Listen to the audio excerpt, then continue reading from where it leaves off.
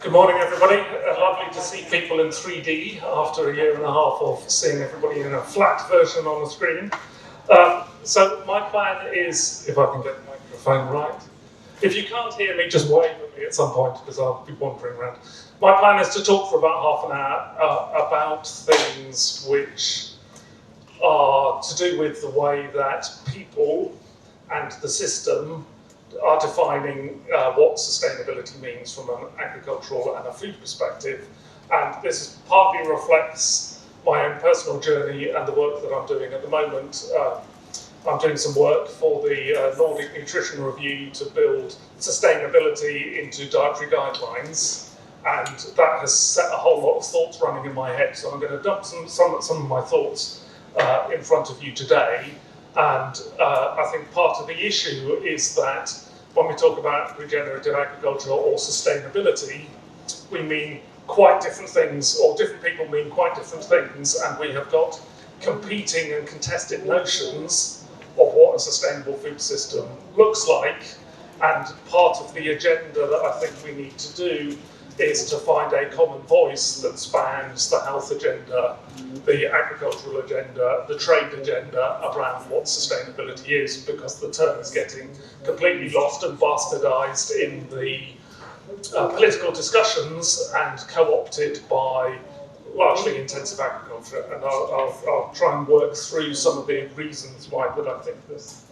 So the first part of my talk is I'm going to talk about why we are in the situation that we're in with respect to the food system, because I think it becomes important to understand all of the driving forces that are shaping farm profitability from a kind of business sense. And it's not a simple thing to say, I'm going to be a sustainable farmer and still make a profit, when there are so many headwinds that come. You know, you only have to listen to Liz Truss talking on a daily basis, and you realise that her vision of what the future of farming is very different from our vision of what the future of farming might be. So, just starting off, this is my cartoon of the food system. So, me wandering around. We produce food over here. It impacts on a range of different environments, social and biophysical environment. Food goes into some supply chain, ends up in some store for most of the rich world, and we choose it, and affects our nutrition, health and well-being. But our well-being particularly, and our health as well, is also affected by the environments in which we live. So the point of this is that it's a complex system. It's not a one-to-one mapping of farm to diet. It's a very complex system with lots of feedbacks in and lots of disconnections. And because it's a complex system, it behaves in aggregate in a way that's quite difficult to predict. And we have spent 70 years or so saying, well, if we want people to have a healthy diet, what we should really focus on is production from a policy perspective. And of course, it doesn't really work like that, and I'm going to explain why. The fundamental reason that our food system is dysfunctional is summed up in the term, it's a Jevons paradox. Now, Jevons, this august gentleman up here, was a Victorian economist, and he said, he was working on power systems, he said, if we make coal-fired power stations more efficient, we should use less coal.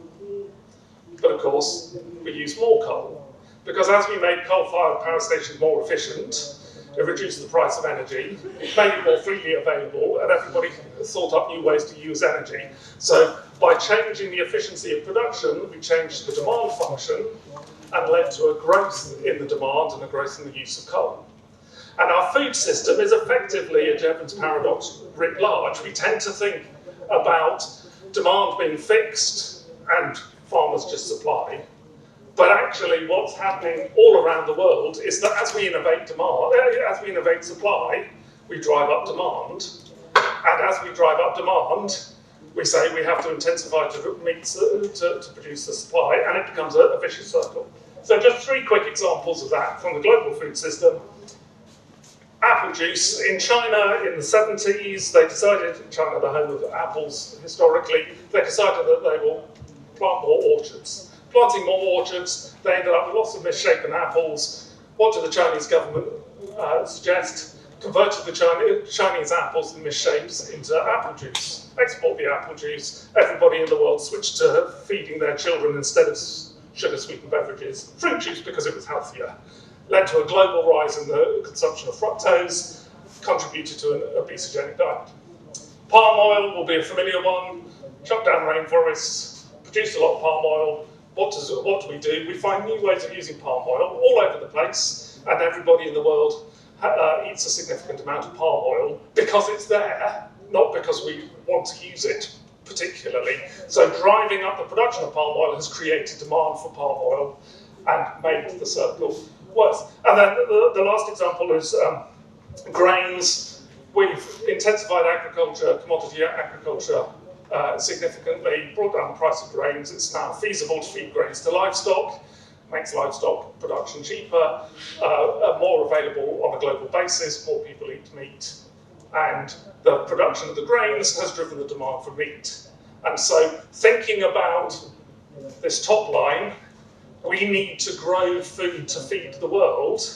The more we grow food, the more feeding the world wants. And we are never going to get to the bottom of feeding the world from an innovation-based agricultural perspective driven by intensification. And I'll try going through this in a bit more detail. The fundamental reason we are why we are is that we've designed the food system predicated on producing more food, driving down the prices is a good thing. And this is data over my lifetime, effectively from the 60s, which shows, as a proxy for our investment in agriculture, cereal yield along here. This is food price. This is calorie availability per person over the world. Food prices on average have gone down. Calorie availability has gone up over the course of the last 60 or so years. Great, good thing. It worked. So development of globalized, liberalized markets, WTO, investment in large-scale agriculture, intensification has driven down the price of food. But what we're finding now is, if you look again, this is a proxy for intensification of farming systems, cereal yield. This is the amount of food wasted, and this is the prevalence of obesity, adult females. And what you can see is, as we increase yield, rather than being a straight line, a linear change, we've got an accelerating curve. The more we intensify agriculture, the more we drive down the price of food, the more it becomes economically irrational to waste food, the more we waste, the more it creates demand.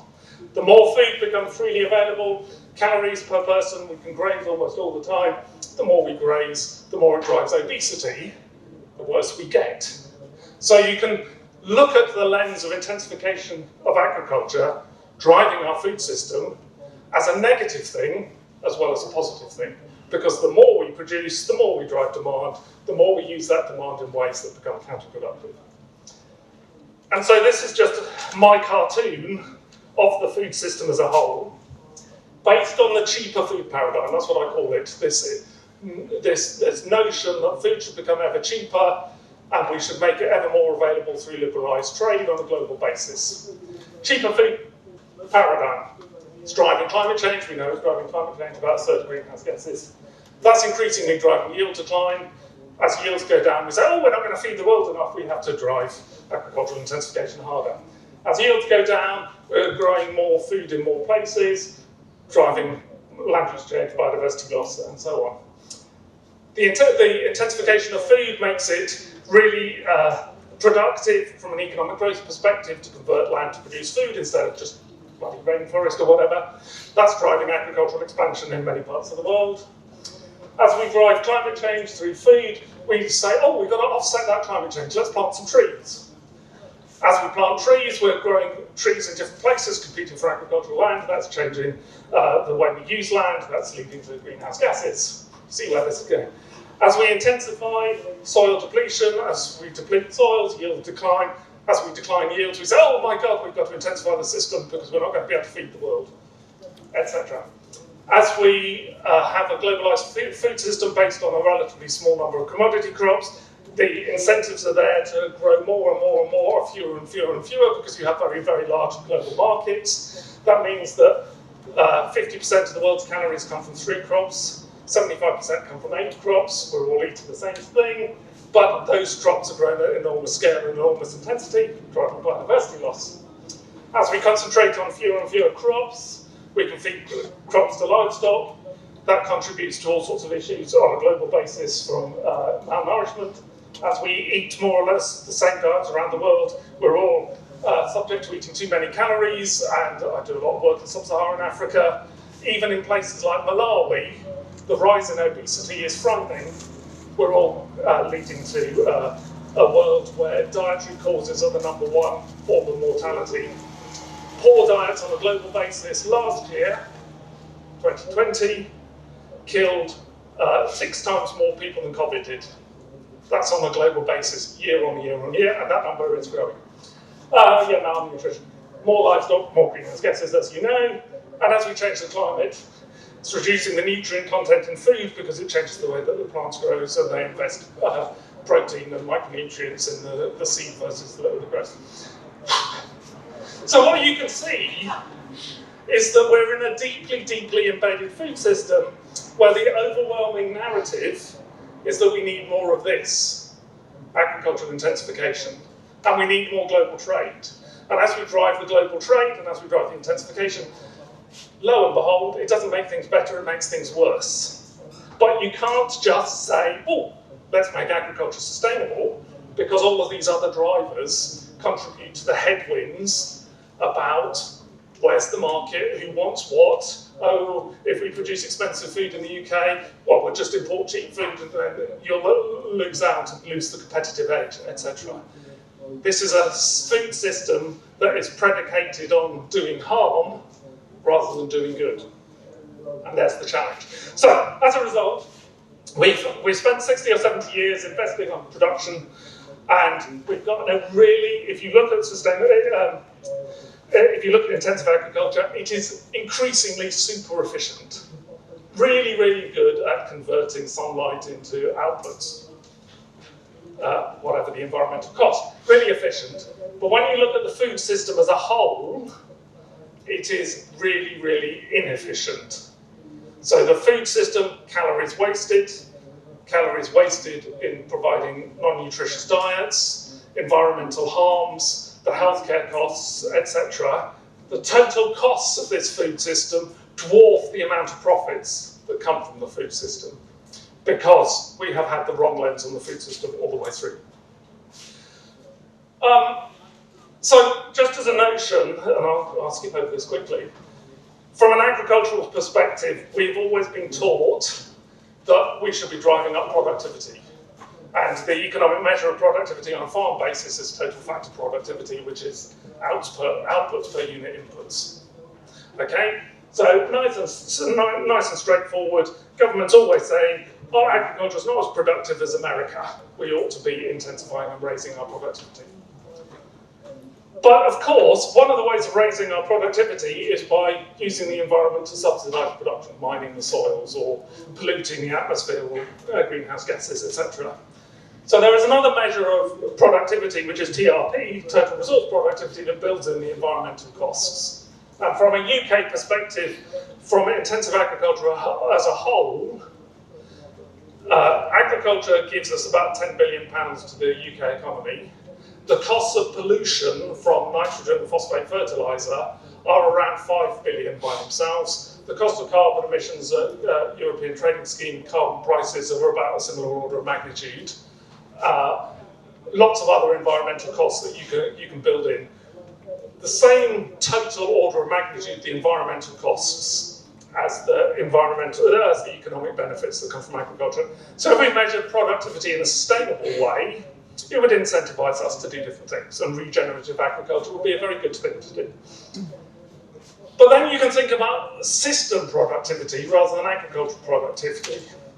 And just like TRP is outputs divided by inputs, including environmental inputs, you can think about system outputs, the food system.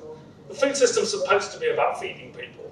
So if you have feeding people rather than yield, divided by inputs, where the inputs are capital labour, synthetic inputs, fertilisers and so on, environmental inputs, and then the inputs that were used to subsidise people from the healthcare system because they're eating the wrong sorts of diets, that would amount, if we thought about system productivity in that way, that would amount to people fed sustainably and healthily per unit area or per unit input.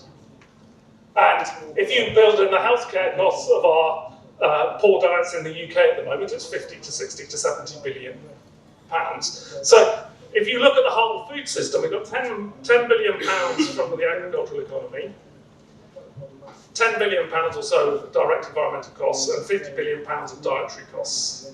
If you thought about making that food system as a whole, minimising environmental costs and minimising healthcare costs, just imagine the sorts of policies that you would put in place. You would think about an agricultural policy that is pro-health, an agricultural policy that's pro-environment rather than pro-trade, an agricultural policy that was designed to produce diversity of nutrients, diversity of crops, rather than an agricultural policy that is based on driving up productivity in the narrow sense, primarily from an export market lens. So, that's where we are. Now, we know, that's where we are today. We know the future's going to be different.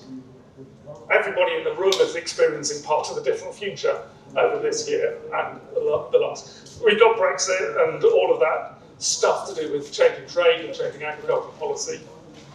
We know climate change is real and happening and is going to increasingly influence the system as a whole.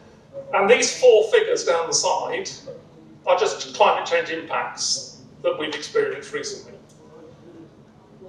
The blockage of the Suez Canal, unseasonal winds, changing weather patterns. The emergence of COVID is related to, it's not a lab leak or whatever, it's related to ecological rewiring, in part caused by land use change for food, but in part caused by climate change. Mega drought in the Midwest at the moment, swarm of locusts in Africa. All of these things are examples of the way climate change is going to disrupt our system into the future, and we can look ahead and see a world which is much more disrupted, and farming will have to become much more resilient, and our food system will have to become much more resilient. We know biodiversity loss is happening, and we have to deal with biodiversity loss. We know we've got to deal with AMR and various infectious diseases which might come from climate change and other causes. We know we've got to deal with pollution. A study in the Midwest a few years ago showed that for every $1 earned by growing intensive maize, there were 50 cents of respiratory illness left behind because of the volatilization of the nitrogen fertilizer. We've got to deal with pollution, and pollution in cities is not just caused by cities, of course, it's also caused by intensive agriculture. We know we've got to deal with a human health crisis caused by nutrition. One of the reasons that COVID has hit the UK far worse than other places is because we are on average more obese than other places, and obesity is a comorbidity factor for COVID mortality. So we started from a bad place, that we're more susceptible to the impacts of the disease because our diet is wrong, because our food system is wrong. And if we're going to have a robust system into the future, we've got to think about doing this in different ways.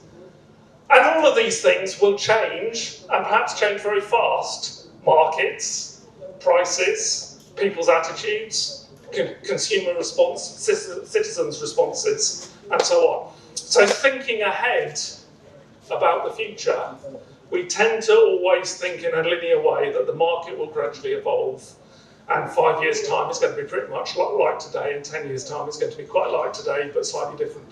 Just bear in mind that we live in a world that is increasingly, I call it tuna, turbulent, uncertain, novel, ambiguous.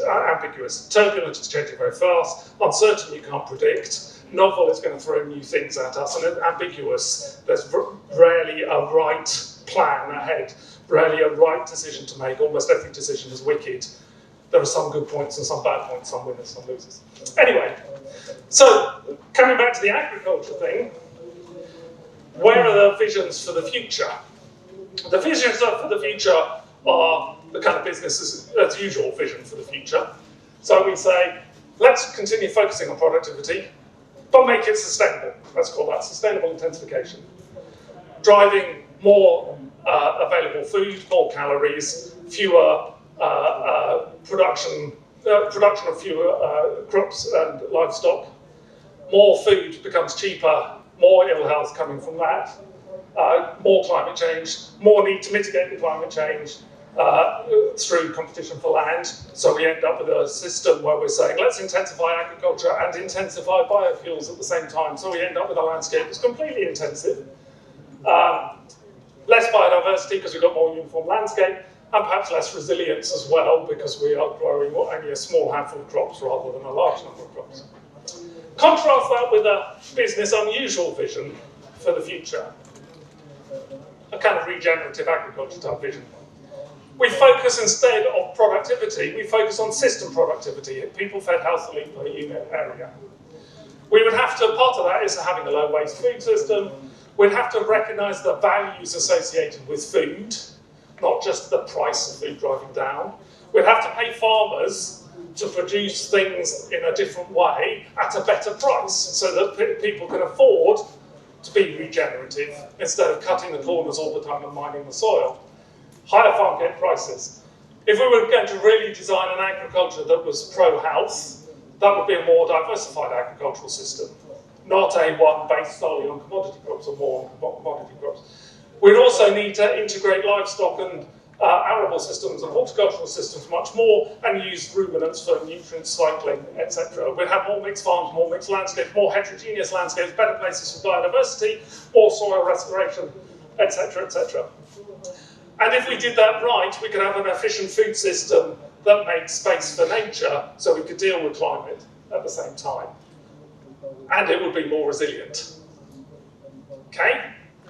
Two contrasting visions. What's not to like about this one? That's often the result of, I go around the world, or I used to go around the world, and now just go to Stephen Education. Go around the world talking to people, and they all think, yeah, nothing to disagree with about this model. It's just it'll never happen. Because we're so entrenched in this that the pathway from this to this becomes difficult. So these two models are deeply ingrained. And here are some kind of bullet points about the productivity growth model, sustainable intensification, versus the systemic efficiency model, the regenerative agriculture, diverse diets, healthy people, and so on. The trouble is, you end up in very different places from a policy perspective, clearly, if you're following this versus if you're following that. And the clearest articulation of this is if you think about what is the role of ruminant livestock in farming. If you're in a sustainable intensification model, and you're saying, well, we want to feed the world sustainably, we'll go through the life cycle analysis hierarchy and say switch out of beef into chicken, out of chicken into beans, and let's make the world vegetarian. And there's no role for beef or sheep meat in that sort of model. If you contrast that with thinking from a farmer's perspective, or thinking from an ecologist's perspective, what is the most sustainable form of agricultural landscape you can think about? It is one which has animals as integral to it. It is one that is mixed, one that has rotations, one that is broadly agroecological, one that is broadly regenerative. And under that sort of circumstance, when you say, well, what is the role of meat in a sustainable diet? You've got a clear role for meat because you're farming meat, because it's an integral part of the farming system. So instead of switching out of beef from a sustainability perspective, you're saying, well, yeah, there's less role for intensive livestock production, but there is a role for regenerative type agricultural livestock production. So eat less beef, but eat better beef. Eat the slow-growing regenerative stuff agroecologically. That is fine from a sustainability perspective. But of course, you have different political voices associated with these two different models. And the one that's dominating for a variety of reasons is this one at the moment. So I think there's a piece of work here about defining better what we mean by sustainability to avoid the whole issue being co-opted by the sustainable intensification meme.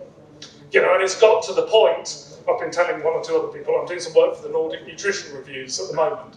I was having an argument with the advisory board last week, and this is about defining sustainable diets, where the advisory board was saying it is unsustainable to eat meat because of the life cycle footprint analysis. But when you think about a farming system, the only form of farming system that makes sense is one that has a role for livestock within it. So it must be sustainable for a sustainable landscape to produce meat. So you can't have it not being sustainable to eat meat if you're producing meat on the other side. But to me, that just kind of highlighted some of the issues to do with this current debate, that sustainability is being defined in terms that are pro-big agriculture, sustainable intensification, and anti-regenerative agriculture, and that just makes no sense from a farming ecology perspective. Let's just skip over some of this quickly. How these different competing visions might work out clearly depends not just on domestic agricultural markets, but global markets and the way that the world evolves. So this is just some stuff that the World Economic Forum did a few years ago about thinking about the future of food systems. And they set up 4 scenarios based on whether the world wants to switch from unhealthy and unsustainable diets to healthy and sustainable diets, and one about whether or not the world went in the direction of globalization, which it did up to 5 or 10 years ago, and it's now in the kind of realm of deglobalization, whatever our current government says, or switches to more local and regional markets. So if you think about what happened in the Trump era, we had trade wars, we had increasing geopolitical instability, we've got increasing competition between states rather than cooperation between states, we have less reliability on global markets from a trading perspective and so on. So both of these axes are kind of plausible. And you can imagine a whole range of drivers driving up or down, and as I say, notwithstanding Liz Truss, etc., the direction of travel over the last 10 years on a global basis has been down in this direction, but plausible that we might revert. And likewise, there are lots of things that could go on that will move from either a health perspective or a sustainability perspective towards incentivizing people moving to a healthy and sustainable diet. Lots of interest on a global basis about border carbon taxes and food standards, etc., food taxes, and the Boris Johnson's obesity eye-opening events last year, and pushing obesity prevention up the agenda from a health perspective. But if you just think about these 2 right-hand scenarios, if we have a global food system that goes back to the way that we thought it would be 20 years ago, looking ahead 20 or 30 years' time, the kind of Liz Truss view of the world, we would have to maintain commodity crops because of the global market. So we would still focus on growing more and more wheat, exporting it, or converting it into barley, converting barley into whiskey and exporting it. We would still be part of those globalized markets. How would we create a world of sustainable and healthy diets? Well, we'd engineer it in, wouldn't we? We'll have GM, we'll have CRISPR-Cas9, we'll have all sorts of silver bullet technologies, we'll have biofortification to get the nutrients in. We'll still have foods based on ultra-processed foods where we're eating 90% of what we eat has got the same ingredients in, it's just manufactured in different ways. Still have long supply chains and so on. So one model of the world, the globalized world, would push us very firmly in the direction of the sustainable intensification model. At the other extreme, imagine it's not going to happen, but imagine that we were cut off from the rest of the world, as we were in the last Second World War. If we were cut off from the rest of the world and we were more self-sufficient, more regionalised, we would have to have an agricultural policy that spoke to health. We would have to organise agriculture like we did in the last war around people's diets. We would have to incentivise low-waste food systems.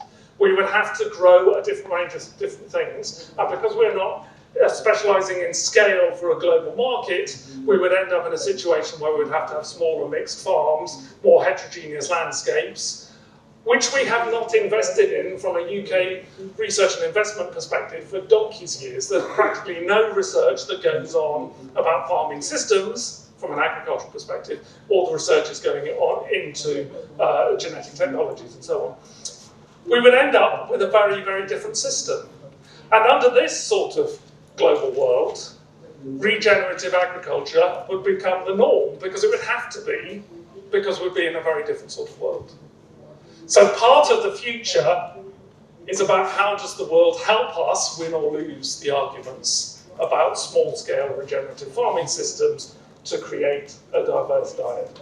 So just some conclusions. Yeah, I've said all that. One of the big things is that the health agenda and the agricultural agenda have to come together at some stage. And we know to a first approximation from where we are today, eating a healthy diet is also eating a more sustainable diet along these lines here. But we currently do not incentivize the system to produce healthy and sustainable diets. And I think there is a primary question that we do not collectively ask enough, not about how do we grow more, but what should we grow and how should we grow it. So let's get out of this productivity first agenda and start thinking about productivity of the system rather than productivity of the field per se. Very strong biases towards the sustainable intensification model. There is a huge political bias, if you go and listen to George later on, I'm sure it'll come out again, that our food system is the realm of the market, and it's based on views of capitalism, and I'm not anti-capitalistic, but it is very much entrenched that economic growth is the basis on which we judge everything. And if you think about economic growth measured by GDP, if GDP is positive, which is what government wants, positive GDP means that there is exponential consumption growth supporting that. And how can we have infinite exponential consumption growth on a finite world? Our whole model of the economy drives the incentives for sustainable intensification, not regenerative agriculture. The cheaper food paradigm is deeply politically entrenched. It's very difficult for someone to say, oh, well, food's going to go up so we can pay farmers to farm in a different way. Really, really difficult from a political perspective to have that conversation, even though we know that diets have to change from a health perspective, because otherwise the health system will be bankrupt. Lots of incumbent power, who makes the profits from large-scale intensive agriculture? The people who farm in large-scale intensive agriculture and the supporting industries. And they have the political ear, of course. And we love a silver bullet from a technology perspective. Whether it's the Royal Society or whether it's Bill Gates or whatever, there is always an answer. If maybe we're clever enough, we can come up with this silver bullet and intensify agriculture infinitely. And of course, that's rubbish. At one level, that's rubbish. Of course, technology plays a role, but we've done a lot of work over the last few years that puts technology in the right place, and yet government rhetoric and industry rhetoric is often putting technology in the wrong place. Yeah, okay. Yeah, so some words of hope. The system will break eventually until we get regenerative. There's no doubt about that. And those that are regenerative, as the system breaks, will be in a situation where they'll do well out of that. We know we have to change demand. And we know, I can see Chris sitting at the back, we know that there is increasing evidence that from a less is more profitable. And we know there is increasing consumer demand for a pricier but better quality production. So both from a farm profitability perspective, you might be running against your peer pressure of your intensive neighbours, but also from a consumer demand, eating less, eating better, paying more for the right sorts of things is a way of driving up profitability rather than intensification and scale. Yeah, I think I will leave it there. And let's have a discussion now.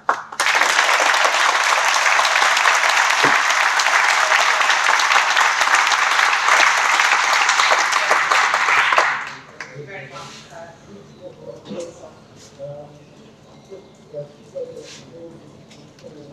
that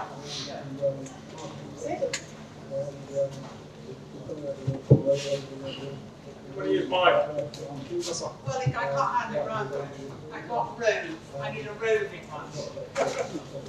Well, I'll talk because I've got a huge voice, so I'll just say that was absolutely brilliant. And I'm instantly thinking of questions we can ask with George tomorrow. Don't forget, this is all incredibly important. And that would be my first question, would be, can we actually think about which questions we need to ask most urgently? I'll just get a rover that works, and then can you put your hand up if you have a question so I know where to run? So. Oh, that's better. Okay. I have a very thick skin, so feel free to say that's utter bollocks or whatever phraseology you might want to use. Thank you, Tim. I wonder if you could give us some examples of farming systems around the world where they have priced in these externalities, the pollution, the environmental, the health costs, or if there are any. No, because the fundamental issue is that we're in a globally competitive market. So every country faces the same dilemma. If it prices up its food by doing high standard policy or whatever, then the imports will undercut. So we're in a race to the bottom. Every country's in the same.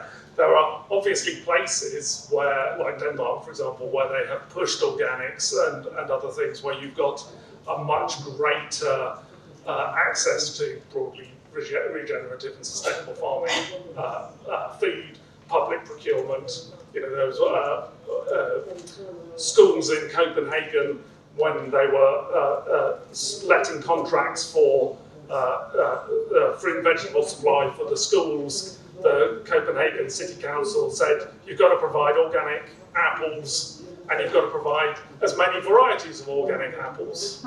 And of course that drove up the diversity of the organic orchards around Copenhagen. They had a livelihood, and last time I heard they were regularly using 70-something varieties of apples. So every day a child could go in and find an apple they liked or try a different sort of apple, rather than going for the lowest common denominator. Let's just import Granny Smiths from some other part of the world that are all exactly uniform. So there are examples of where countries have tried driving things ahead. There are regions where there have been a broad-scale uptake from a local community, but no country has cracked it because we're all in competition with each other in this race to the bottom of the mountain.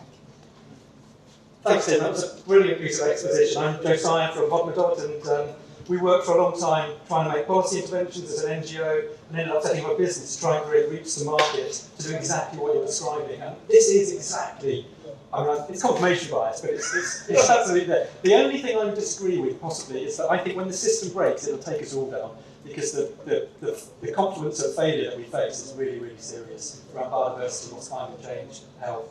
So my question, in light of what you were suggesting tomorrow, is how do we encourage government to think in a less siloed way? How do we get DEFRA and health and education to come up with a systemic approach to good health, food production and the economy? That I think is a challenge, siloed thinking in government. And do you have an answer? Banging their heads together maybe? I don't know.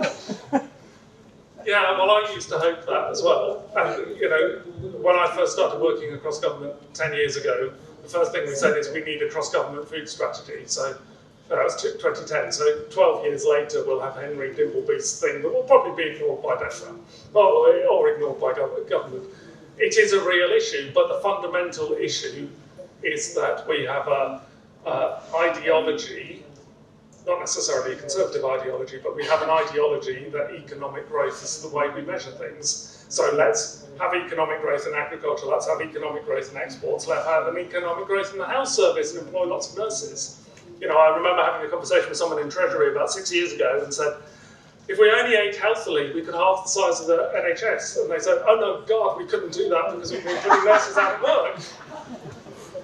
So the rubbish thinking that comes from taking a piece of the jigsaw and then just blowing it up to enormous proportions is what I think we need to challenge, the fundamentals. Ultimately, we ought to have an economy, as Tim Jackson says, based on national well-being rather than purely wealth accumulation, because wealth accumulation, we know, the evidence shows, doesn't make us happy, whereas having a lovely countryside and access to the country and having a healthy diet and having a community of people and friends and family, those are the things that work, and let's foster those by having the right policies rather than just say let's make the rich richer and the poor poorer. Sorry, I'm not really a lefty liberal. Well, I agree with Josiah. That was an excellent talk, Tim. Thank you. Stephen Jacobs, Organic Farmers and Growers, coming at it from with another hat on, which is I chair the Welsh Grading Forum and also sit on the Wales Welfare and Farming Conference. Where we're seeing agroecology take off is where there's culture. And in Wales, perhaps, there is an element of culture that perhaps is not as prevalent in England. Also in Wales, we have the Wellbeing of Future Generations Act.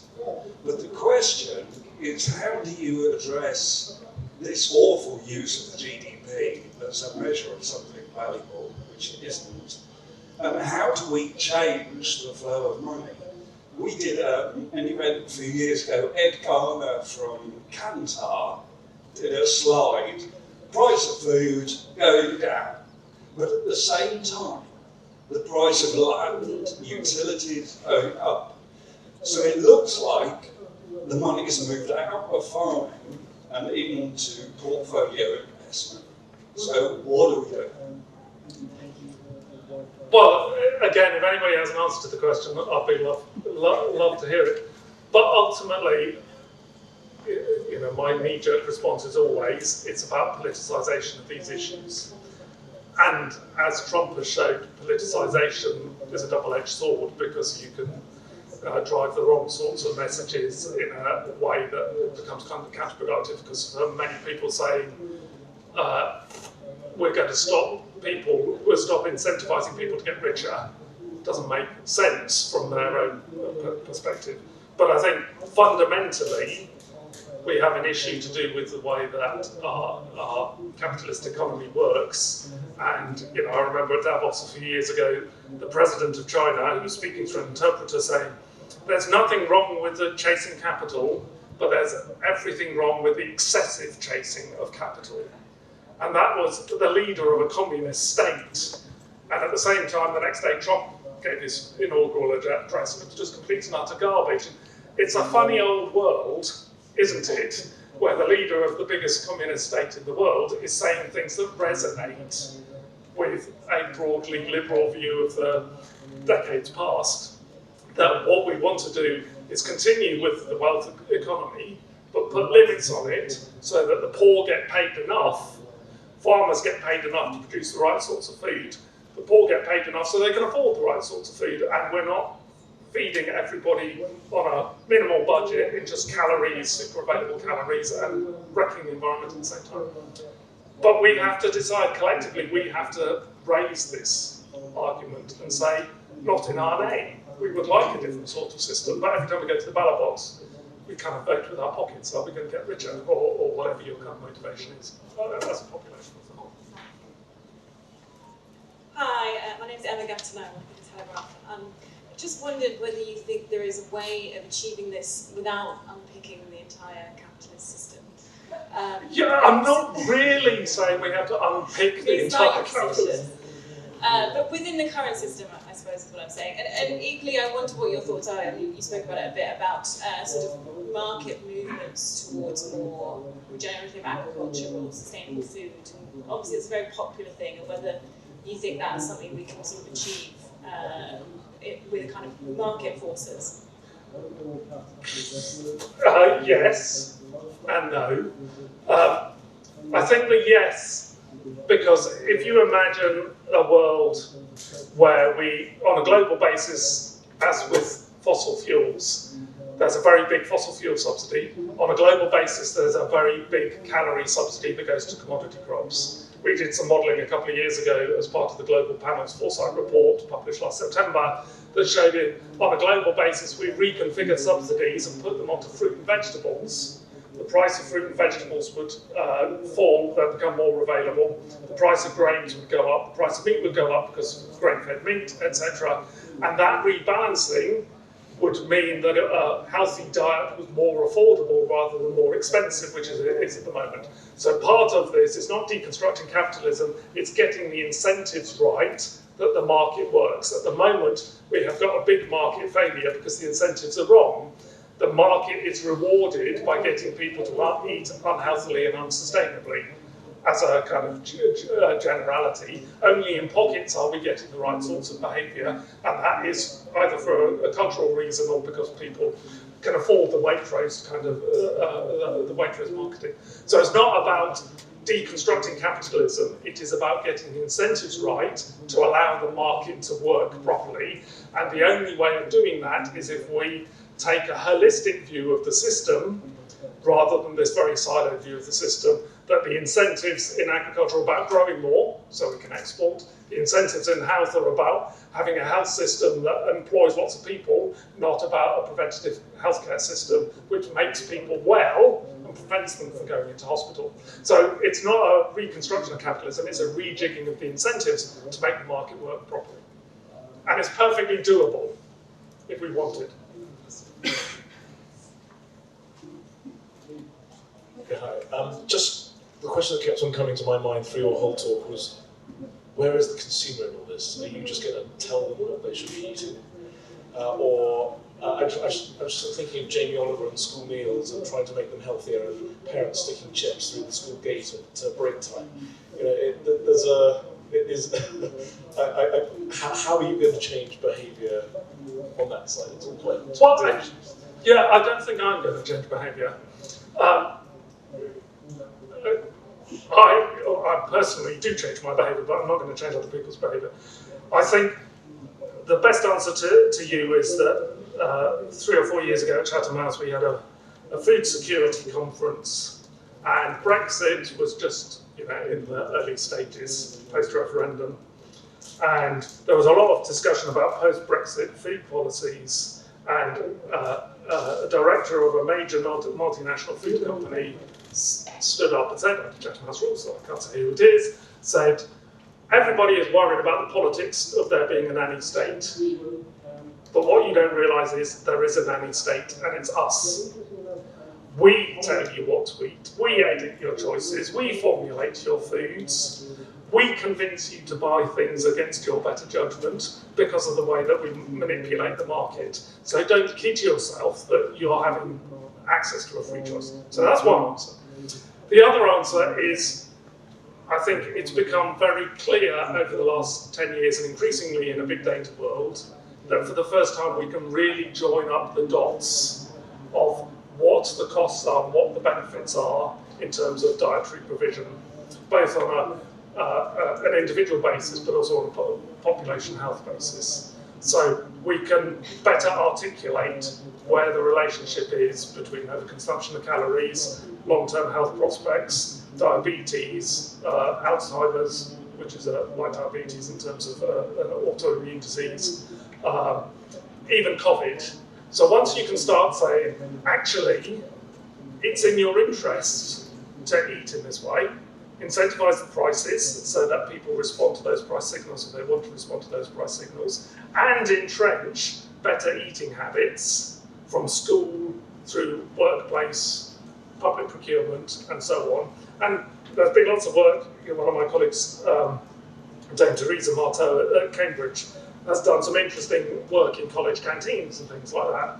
And if you are having a opt-in meat meal versus an opt-out meat meal, so you just say, here is our fixed menu for tonight, it's vegetarian, if you want to eat meat, just say, then the proportion of people who are willing to accept a vegetarian meal goes up markedly rather than the reverse. So it's not changing their choices, it is about nudging people in the right directions. And so this whole dietary change, it's in, I mean, I've lost a couple of stone over the last couple of years because it's very much in my interest to eat the right sorts of things, drink the right amount, and prolong my life and get my blood pressure down, and so on. Once you start having those sorts of conversations with people, it's not as difficult as you might imagine from a population perspective, but we do need to find ways to make the market work better and not selling you things that are going to make you unhealthy or cost the public purse quite a lot of money.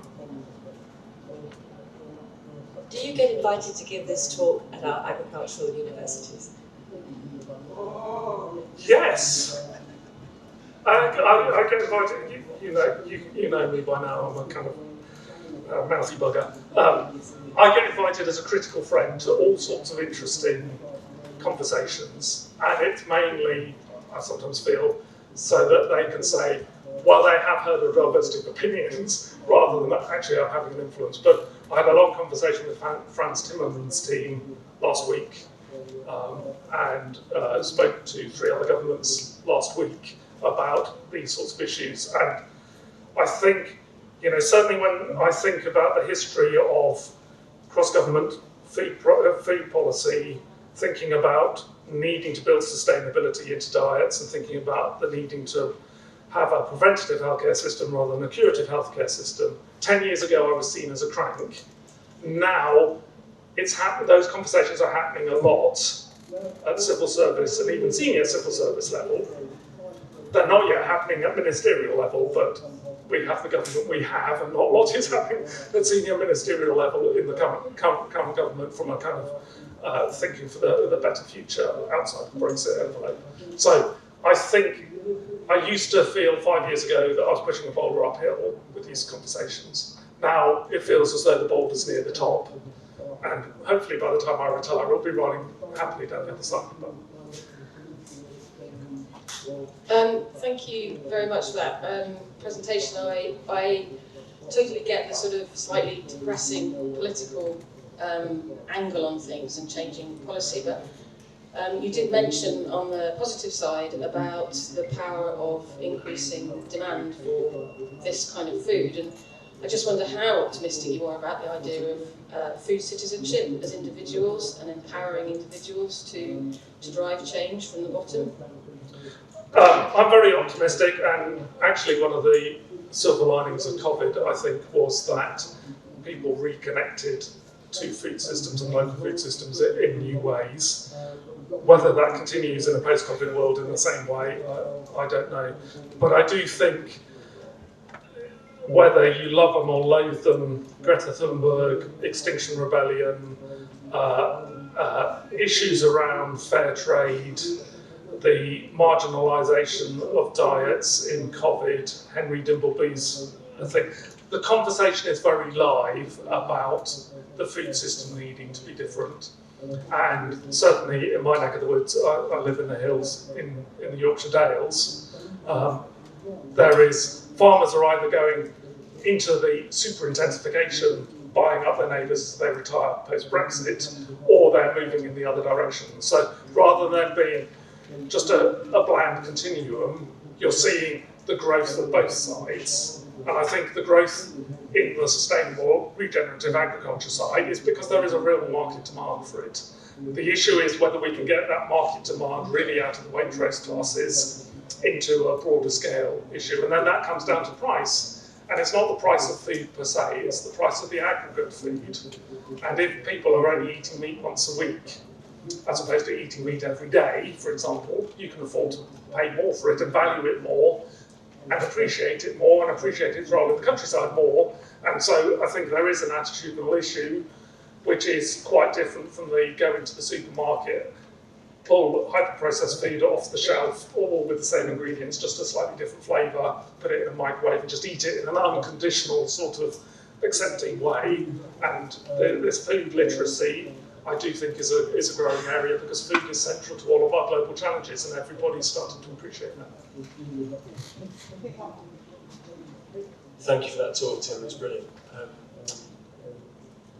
I particularly liked the tuna analogy you used, and given that it might be a bit challenging to answer this question, but on a more micro level, which some of the boulder pushing up the hill hopefully is at the top, but have you got any advice for, say, a dairy farmer that might be looking to either continue in an intensive direction and spend a significant amount of money to do so, or if he's awakened or she's awakened and might want to go in the direction you're talking about, do you have any advice for them? Yes, I have advice about everything, most of it wrong. No, I think part of the challenge is to be part of a community of producers for a community of consumers in a market.